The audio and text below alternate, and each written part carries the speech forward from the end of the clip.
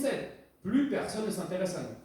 Et je crois profondément que c'est dans ce sentiment de défaitisme profond, d'être quasiment, de mourir à petit feu dans l'indifférence générale, qu'on peut voir à quel point est-ce que le 7 octobre a été pensé ou a été imaginé comme stratégie. Vous savez sûrement que le 7 octobre, on était en passe d'annoncer la signature d'un des plus puissants pays arabes, l'Arabie Saoudite, avec Israël.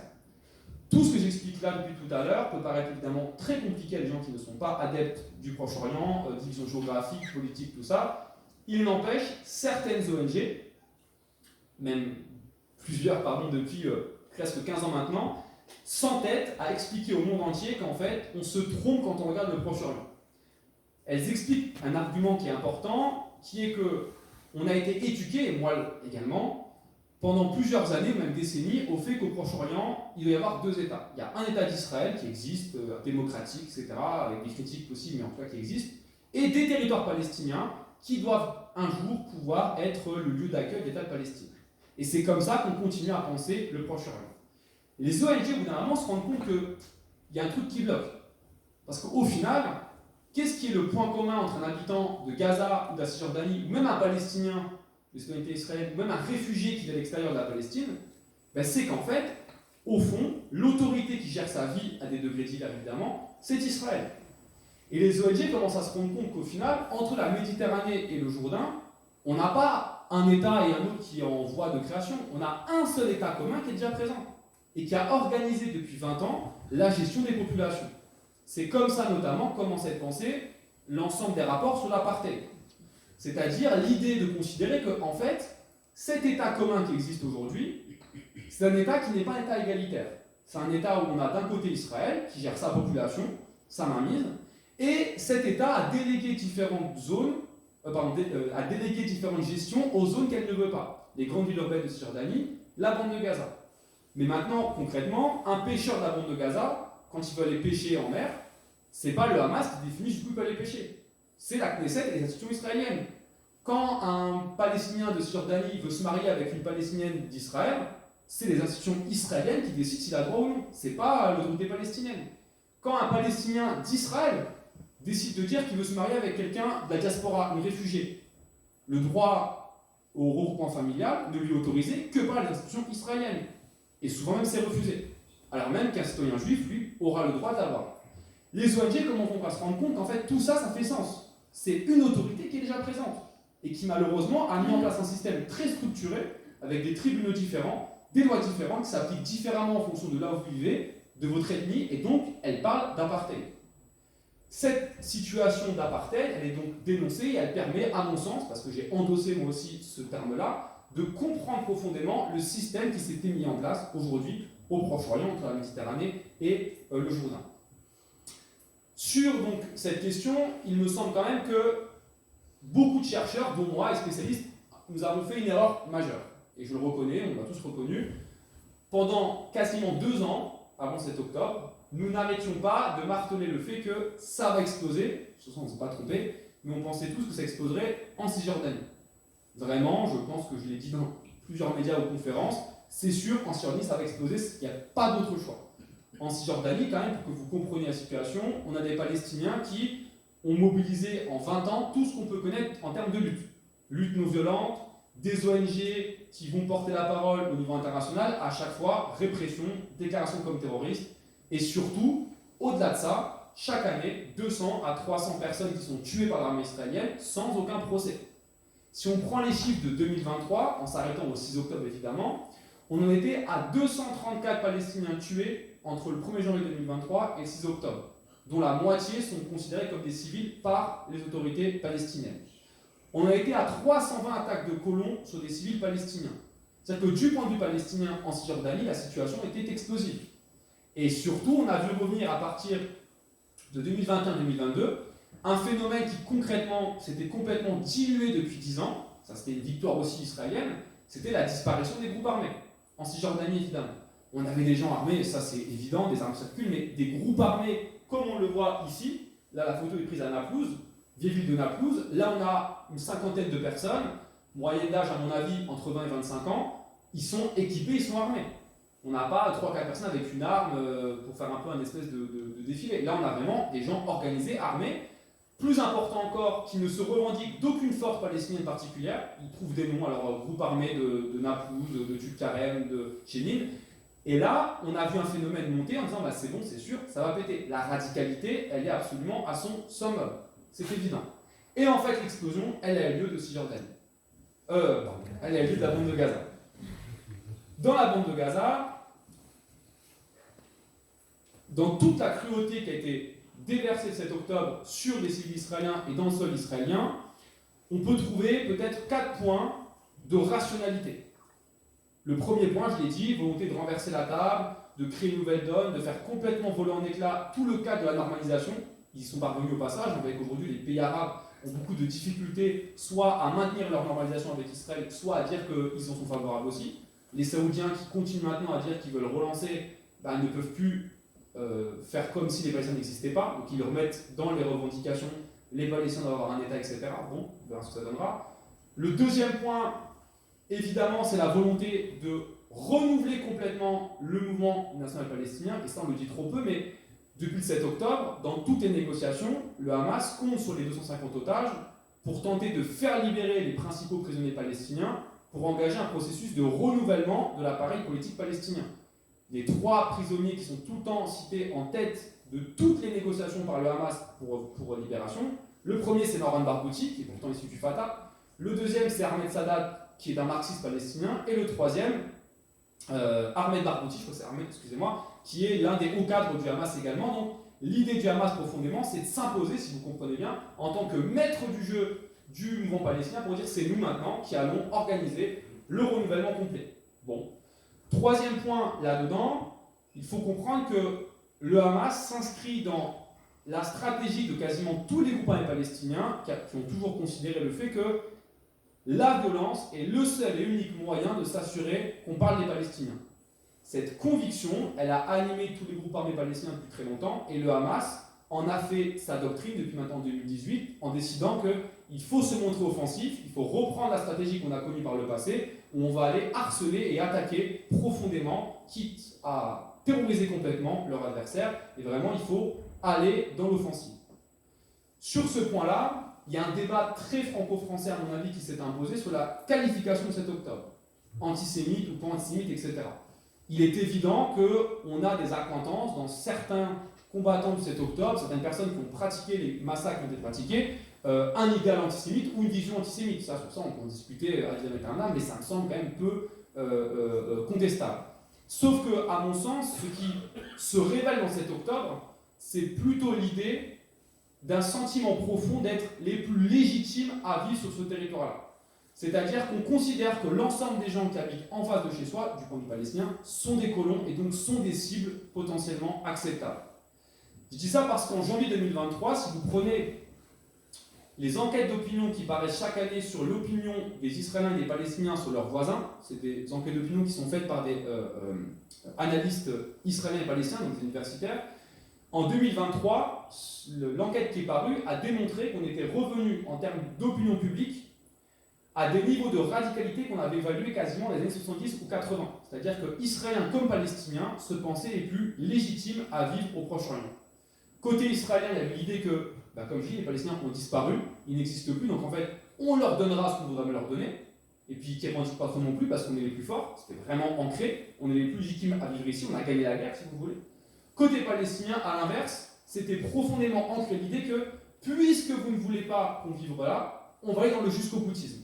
Et on va vous faire du mal, mais vraiment, on va vous démontrer qu'en fait c'est notre terre à nous, et vous ne pouvez vivre là en sécurité que si nous on peut aussi vivre en sécurité sur cette terre-là. Et je crois que dans cet octobre, il y a vraiment, même dans les actes pratiqués, cette idée de démontrer aux Israéliens à quel point est-ce qu'on est capable aussi de vous faire du mal et de vous montrer votre insécurité quand nous vivons dans une situation absolument impossible. Cependant, il est évident qu'il y a aussi une forme d'irrationalité profonde dans le 7 octobre quand on voit l'ensemble des massacres pratiqués et surtout de ce qui se passe actuellement dans la bande de Gaza. Sur cette irrationalité, je crois qu'on a 2 points qu'il faut signaler quand même. Le premier, c'est le 7 octobre en lui-même a été une journée de chaos. De chaos, vous savez peut-être que les groupes armés palestiniens qui ont pénétré sur le sol israélien avaient été estimés en termes de calcul stratégique avoir tout au plus 8 à 15 minutes en fonction des lieux pour agir. C'est-à-dire en gros, tuer des gens, prendre des civils et rentrer dans la bande de Gaza. Ils ont eu jusqu'à 7h30. 7h30 pour pratiquer tout ce qu'ils ont voulu pratiquer. Sur ces 7h30, on a eu jusqu'à 3000 personnes qui sont rentrées dans la foulée pendant toute la matinée, dont notamment même des journalistes, peut-être certains ont vu ces images absolument folles, de journalistes palestiniens de la bande de Gaza qui font des duplex depuis des kibboutz israéliens. Et il n'y a pas de soldats présents qui interviennent, ou si peu. Sur ces 3000 personnes, il est évident qu'on a des groupes impossibles à identifier, et c'est notamment ce qui explique pourquoi est-ce qu'aujourd'hui, on ne connaît pas le nombre précis d'otages. C'est peut-être que certains otages ont été pris et capturés par des groupes non identifiés, souvent même des groupes de jeunes civils, et on ne sait pas où ils ont été emmenés, et fort à parier que malheureusement, ils ont été tués dans les bombardements. Quand la trêve a été signée fin novembre, les Israéliens, première revendication au Hamas, c'est le nombre précis d'otages et leur nom. Forcément, c'est vos civils, donc vous l'aurez. Le Hamas répond, on ne peut pas vous le donner. Il nous faut plusieurs jours pour le déterminer. Et en fait, ils n'y sont toujours pas parvenus. On estime qu'il y en a au moins 40 qu'on n'a pas réussi à localiser. Alors, soit ils ont été tués le 7 octobre, on ne sait toujours pas, soit ils ont été emmenés quelque part, on ne sait pas où. Et en fait, les bombardements ont été tellement intenses que peut-être qu'on ne les retrouvera pas. Ça fait partie, en fait, des mystères du 7 octobre et de tout ce que ça a de plus cruel et cynique là-dedans. Deuxième point d'irrationalité qui montre que 7 octobre est loin d'être une journée qui a été façonnée, préparée et que tout s'est passé comme le Hamas le voulait, c'est la profonde cacophonie qui a opéré après cette journée-là entre les groupes palestiniens. Un exemple que vous comprenez où je veux en venir, le 9 octobre, on a le porte-parole de l'aide militaire du Hamas qui lance un communiqué sur les réseaux sociaux, notamment sur les boucles Telegram, le fameux moyen de communication par beaucoup de groupes politiques palestiniens, qui annonce, donc par un texte écrit et un texte oral, lu à l'oral, qui annonce que à chaque fois qu'un bâtiment civil est touché dans la bande de Gaza, c'est un otage qui est tué. Je me souviens de l'état de sidération où on s'était dit, mais en fait, après les massacres du 7 octobre, on va maintenant voir en direct des femmes, des enfants, des personnes âgées être abattues par des Palestiniens dans Gaza. Jusqu'où ça va dans la cruauté. Le communiqué a été fait le 9 octobre, on n'en a plus jamais entendu parler. Parce qu'en réalité, rapidement, les Palestiniens, le Hamas et les différents groupes ont été face à une difficulté majeure. Comment on fait à gérer ces 200 otages-là, dont une partie qu'on apparemment ne voulait pas avoir, notamment les personnes âgées et les enfants en bas âge. Donc il faut rapidement les négocier. Et puis surtout, il faut les cacher. On n'a peut-être pas assez de gens. Et puis surtout, personne, à mon avis, ne pouvait anticiper, quand je dis ça, pour l'instant en tout cas, c'est l'idée qu'on peut se faire, ne pouvait imaginer que les Israéliens allaient engager une réponse aussi violente avec autant d'otages dans la bande de Gaza. Il y avait forcément l'idée qu'à un moment donné, ils allaient se retenir ou qu'on allait pouvoir négocier. En fait, aucunement, la réponse a été extrêmement violente et on le voit encore aujourd'hui. Sur l'avenir, et je finirai sur ça, il me semble qu'on a au moins 5 points qui sont véritablement à observer avec plus de questions évidemment que de réponses pour déterminer les conditions potentielles d'une paix entre Israéliens et Palestiniens. Le premier point, naturellement, c'est que va devenir la bande de Gaza. Il y a l'urgence d'un cessez-le-feu, ça, on est tous d'accord à mon avis sur ce point-là. On n'a jamais eu autant de déplacés et de victimes du côté palestinien. Donc, quand vous avez des gens dans votre entourage ou vous connaissez qui vous disent qu'on en a marre, on est lassé, Israël-Palestine, ça fait des années que ça dure, on vient de franchir un nouveau seuil, c'est évident. Ce qu'on vit actuellement, là, il faut s'en rendre compte, c'est l'équivalent de 1948 ou 67, en termes de violence et de changement profond dans l'avenir. 48, création d'Israël et le premier guerre israélo-arabe. 67, conquête par Israël des différents territoires palestiniens et d'autres. Là, ce qu'on vit, évidemment, c'est un moment clé pour l'avenir. Tout est en train de se recomposer, c'est évident. La principale crainte qu'on doit avoir sur cette question de Gaza, c'est que face aux buts de guerre israéliens qui sont complètement flous et, disons-le clairement, inatteignables, il y a fort à parier que les Israéliens ne détruiront pas tous les tunnels. Ils ont déjà 250 soldats qui ont été tués depuis qu'ils sont rentrés dans la bande de Gaza à pied, donc attaque terrestre, 250 soldats tués. Je doute fortement que les Israéliens vont engager leurs soldats dans les tunnels. J'y crois absolument pas. Je ne crois pas non plus la capacité des Israéliens à capturer actuellement des hauts dirigeants du Hamas. Ils n'arrivent pas à savoir où ils sont. Ça me paraît quand même peu probable. Mais on verra. Et troisième point surtout, l'idée des Israéliens de vouloir démontrer au monde entier qu'ils vont réussir à libérer leurs otages par la force. On verra ce qui se passera s'ils attaquent Rafah, mais pour l'instant, fort à parier qu'à chaque fois que des opérations ont lieu, sauf la dernière, qui reste quand même sujet à vérification de manière indépendante, Le reste des cas, les gens ont été libérés par le biais de négociations. Toutes les opérations par la force ont coûté soit la vie aux otages, soit la vie aux soldats israéliens qui ont été grièvement blessés, voire tués. Ces buts de guerre sont tellement flous et je dis inatteignables, sauf évidemment renversement de situation, on n'est pas sur le terrain et la donne militaire, on n'est pas tous des spécialistes, qu'on peut évidemment légitimement s'interroger sur l'objectif réel qui serait une potentielle réoccupation matérielle de la bande de Gaza. Les Israéliens, Netanyahu notamment, ne cachent pas totalement l'idée que, selon lui, l'armée israélienne devra rester de manière prolongée et indéterminée sur le terrain gazaoui pour assurer une sécurité. Et côté israélien, eh bien, on a de plus en plus de forces qui poussent pour créer un état de fait colonial. C'est-à-dire recréer des colonies dans la bande de Gaza, celles qui ont été démantelées en 2005. Pour ceux qui ne sont pas au courant, ce matin a eu lieu la première tentative officielle de colonie dans Gaza, puisqu'on a eu un groupe d'une dizaine, quinzaine de colons qui ont essayé de rentrer par le point de Eretz pour installer en fait des baraquements au nord, donc juste à la frontière nord, pour faire la première colonie. Et ce sont les soldats qui les ont repoussés parce qu'ils ont eu ordre de les repousser.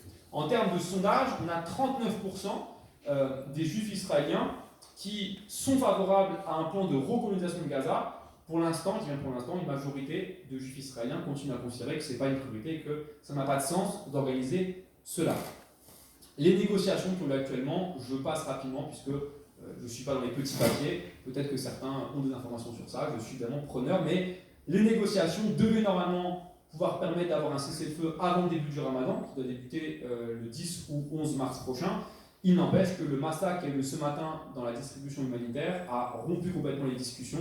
Biden a annoncé, je crois, tout à l'heure, ou ce matin, je ne sais plus, qu'il doute fortement qu'il y ait un cessez-le-feu d'ici le début du Ramadan.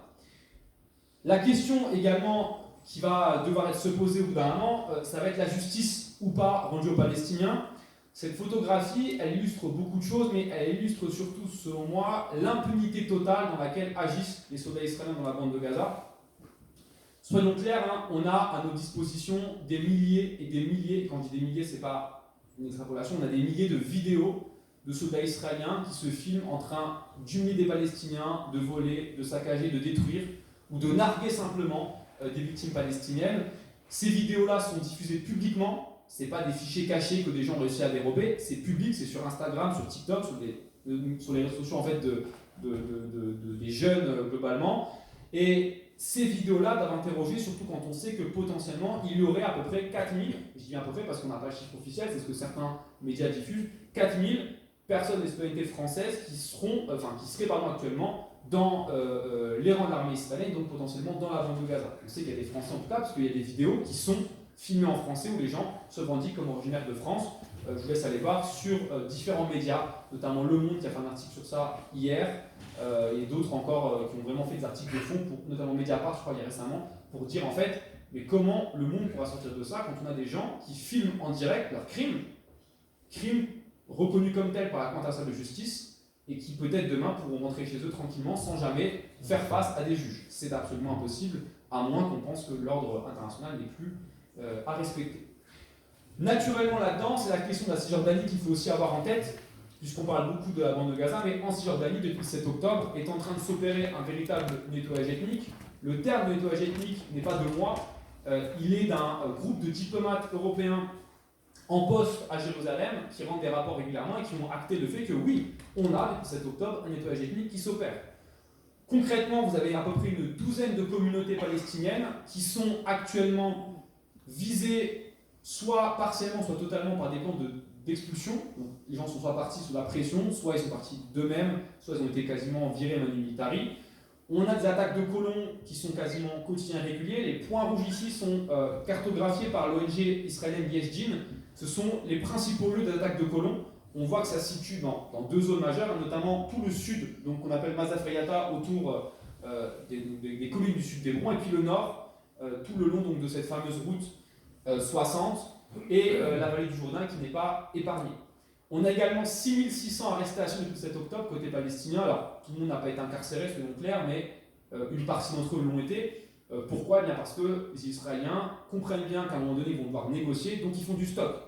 Ça veut dire quoi? C'est qu'en fait, on arrête arbitrairement plein de personnes pour différents motifs. Hein. Ça peut être un post Facebook, ça peut être vous êtes présent dans une zone qu'on a demandé d'évacuer, ça peut être un jet de pierre, ça peut être vraiment toutes sortes de raisons. On vous arrête et ensuite, quand on va organiser les négociations, on pourra libérer 100, 200, 300, voire 1000 personnes et dire aux yeux du monde entier, bah, regardez, nous, pour un otage, on a libéré 1000 Palestiniens. En fait, ce qu'on ne sait pas, c'est que peut-être la moitié d'entre eux étaient incarcérés depuis le 7 octobre de manière complètement arbitraire. Donc 6700 depuis 7 octobre, et on a 390 victimes. C'est le recensement que j'avais fait il y a une semaine, il a dû malheureusement augmenter. 390 victimes, puisque dans toutes les zones où on a la présence de groupes armés, eh bien, l'armée israélienne pénètre quasi quotidiennement pour en finir par la manière forte, hein, destruction au bulldozer, enfin, il n'y a plus aucune limite de toute façon dans ce processus-là. S'il y a un point commun peut-être entre Israéliens et Palestiniens, on peut leur reconnaître ça, c'est le fait d'avoir des dirigeants complètement honnis et détestés, cependant, pas pour les mêmes raisons.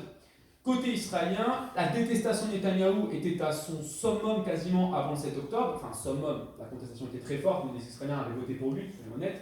Aujourd'hui, on a en revanche une majorité très nette d'Israéliens qui demandent son départ et qui le considèrent comme responsable de tout ce drame dans son incapacité à pouvoir gérer une politique qu'il a pensé pouvoir être la sienne, en fait, qui a démontré toute sa faillite.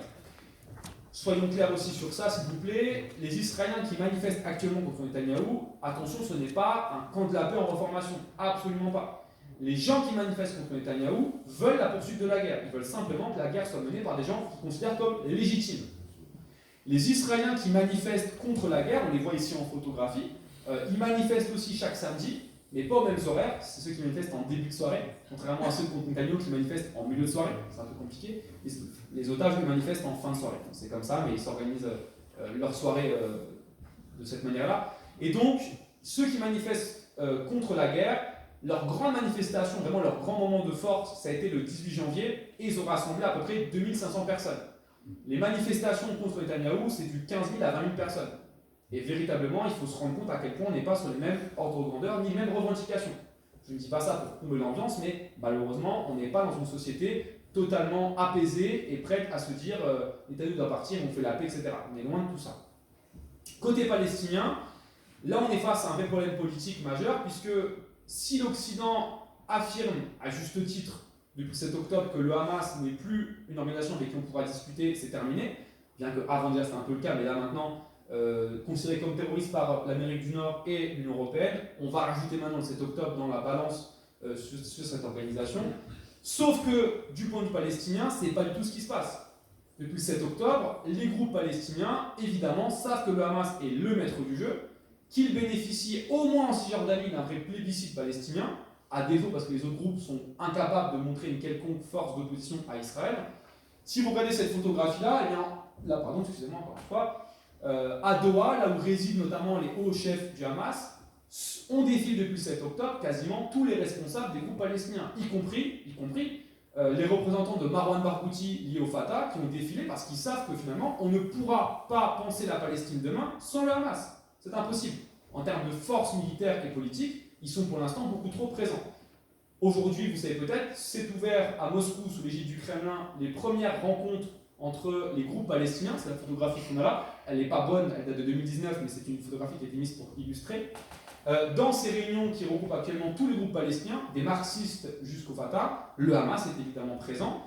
Et l'idée, en fait, c'est de réussir à former un gouvernement par la suite qui pourrait être un peu plus représentatif des Palestiniens, mais on est évidemment très loin, et puis la guerre étant toujours en cours, c'est compliqué. Sur l'autre point majeur, ce sera évidemment la question des acteurs régionaux. Dans la région, vous avez une absence pour l'instant de capacité, notamment de la Ligue arabe, à prendre la parole publiquement. Alors, il y a un silence lâche, on est d'accord sur ça. Il y a aussi, il faut le reconnaître, une impossibilité pratique au sein de la Ligue arabe à avoir une opinion claire et homogène. Dans la Ligue arabe, rendez-vous compte, on a des pays qui ont normalisé leurs relations avec Israël et qui considèrent ce pays comme un allié commercial et même militaire, pour le cas des Émirats arabes unis. Et en même temps, vous avez d'autres pays comme l'Algérie ou la Syrie qui considèrent qu'Israël n'existe pas. Ce pays est un ennemi, il n'existe pas, il n'est pas légitime. Comment voulez-vous même faire un communiqué de presse commun avec ça? C'est très compliqué. Je ne dis pas que ce n'est pas possible. Et je dis que concrètement, ça explique en partie l'inertie profonde de la Ligue arabe qui ne sait pas comment s'organiser. Donc, ils ne font que des initiatives individuelles et jamais communes. La question centrale, évidemment, ce sera Va-t-on aller vers une nouvelle guerre par la suite via la présence donc, des forces du Hezbollah au sud-Liban face à Israël? J'ai envie de répondre à chaque fois aux gens qui me posent cette question. Du point de vue des Israéliens qui habitent dans le nord d'Israël ou des Libanais qui habitent dans le sud, la guerre existe déjà. On a 125 000 déplacés depuis le 7 octobre. 80 000 Israéliens et le reste sont des gens qui habitent au sud Liban. Il n'y a pas quasiment un jour sans que les sirènes sonnent au nord d'Israël ou au sud Liban parce qu'il y a un envoi de roquettes ou de tirs.